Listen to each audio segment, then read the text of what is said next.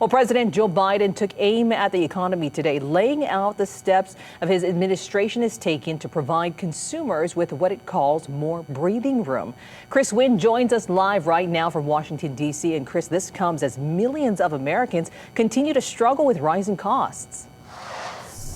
That's right, Leigh. Good afternoon to you. With the economy and high inflation top of mind for so many people, President Joe Biden detailed efforts today to crack down on so-called junk fees, saying they all add up for the American consumer. Take a listen. Today, my administration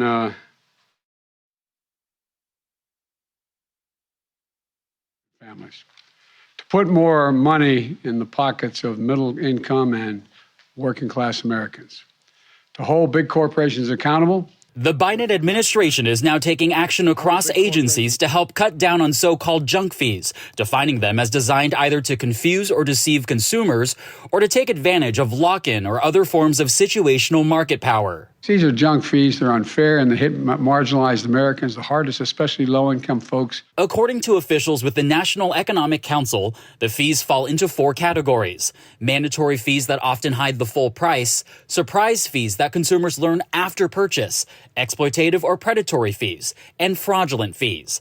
The White House points to hidden charges and added fees on airline tickets, hotel bookings, and cable bills. And the Consumer Financial Protection Bureau is issuing guidance on some banking fees. We're taking enforcement actions, like one against a large bank for charging illegal overdraft fees, and customers will see hundreds of millions of dollars in refunds. The new rulemaking process aims to make fees more transparent and comes with the midterms less than 2 weeks away. This is an attempt to tell voters that they are trying to ease the pains of the pocketbook, because that's what Republicans have said over and over again.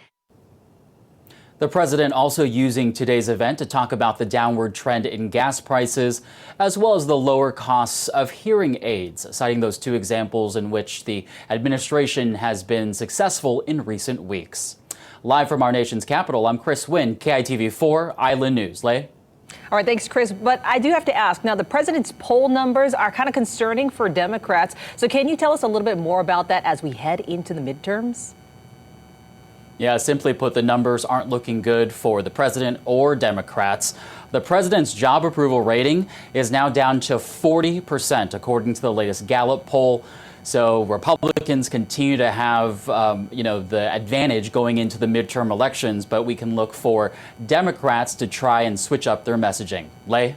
Chris Wynn live for us in the nation's capital today. Thanks so much, Chris.